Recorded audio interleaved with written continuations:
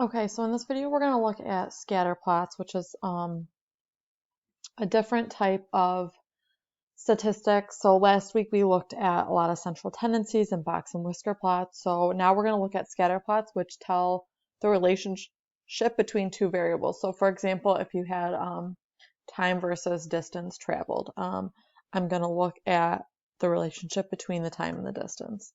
So that's kind of, instead of just looking at one dimension like height, we're now comparing two things like time and height, or other things. So I'm just going to kind of go through association in scatter plots, what they can look like, what linear means, what nonlinear means.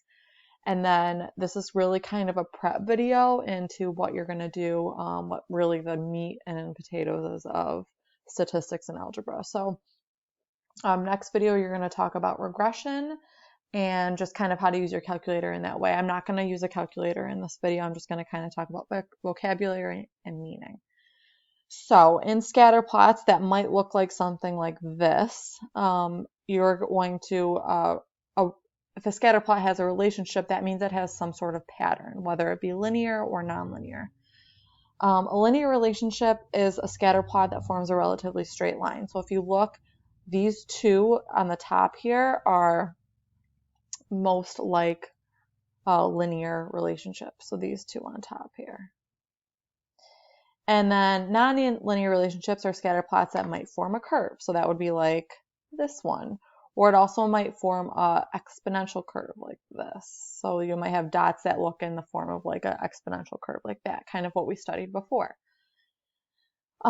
So it depends on what it looks like. So if they are in a pattern, that means they have some sort of relationship, or they correlate together. And we'll talk about how we can tell.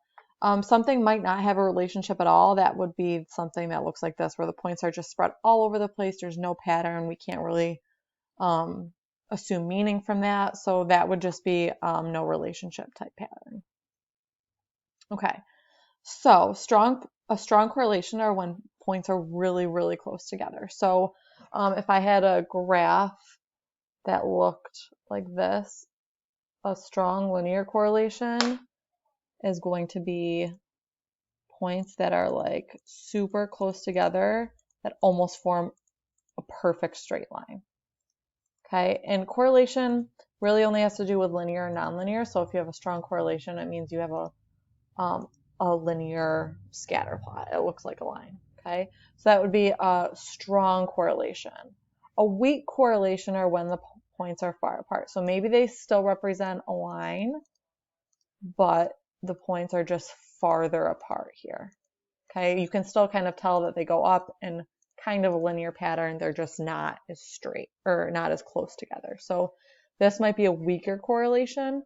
No correlation would be, like we said before, all the points are all over the graph. There's no pattern to them. We can't really predict what's going to happen next, etc.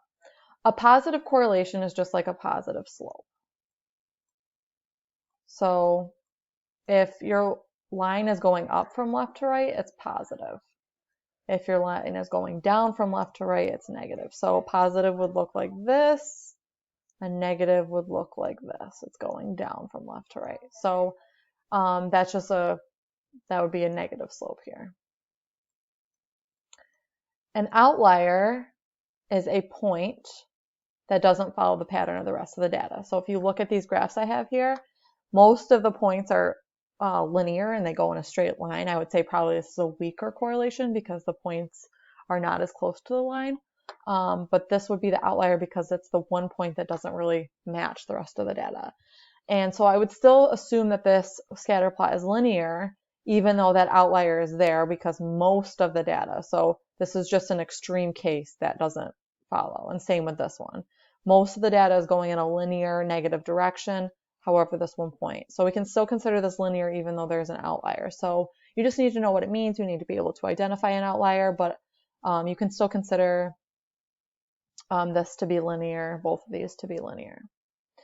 Okay, so the thing that you really need to know about is correlation coefficient. This is something that you're going to look at in your calculator, but before we even look at it in a calculator, we got to make sure we know what it means. So all it is a measure of strength between two variables. So the strongest correlation you could have is 1. The weakest correlation you could have is a -1. Or I'm sorry, the strongest correlation you can have is +1 or -1. The weakest you can have is 0. So the closer your number or your correlation coefficient is to 1 or -1, it's strong. So these are strong.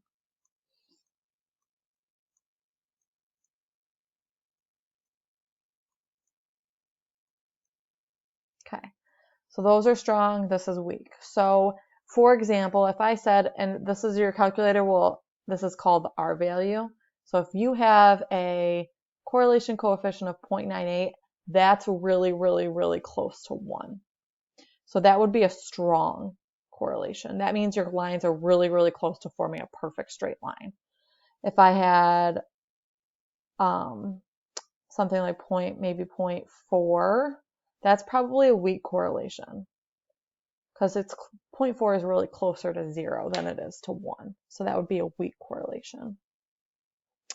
All the positive and negative means is +1 means it's a positive relationship, so it's going from up from left to right, and a -1 means it's just going down, so it's kind of like your slope. Okay, if it's negative, that means you're going down. If it's up, if it's positive, it means you're going up. It doesn't really matter how, or it doesn't tell how weak or strong it is. So you really just want to look if your number is closer to 1 or if it's closest to -1. The closer it is to those numbers, that means that you have a strong correlation coefficient. So the number like -0.99 is also a really, really strong correlation coefficient, which means your dots are going to look like a relatively straight line. All that means this is just a negative, it's going down. Okay, so correlation coefficient is really only with linear models. However, you can look at correlation coefficient for quadratic or exponential. So Mr. Reiniger will get into this in the next video. It's really with regression, but there's some scatter plots that can look like exponential or quadratic graph. So for example, I might have a graph that, you know, it's down and then all of a sudden it goes up really high. So if you look at it, that's really exponential. And if I drew, I could say that that probably has a high exponential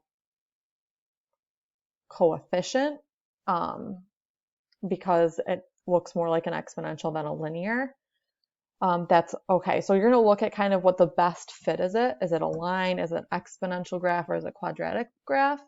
And that'll kind of help you decide. But really, correlation coefficient will only be really asked if in linear models. So the answer is kind of for that question. You can have, you can look at that R value to see if it's a good model for your data.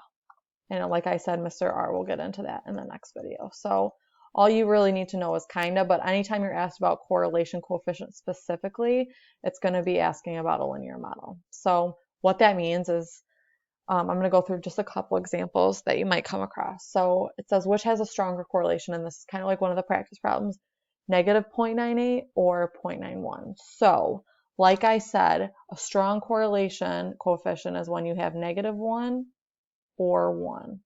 So the stronger one is actually that -0.98 because that is the closest to -1.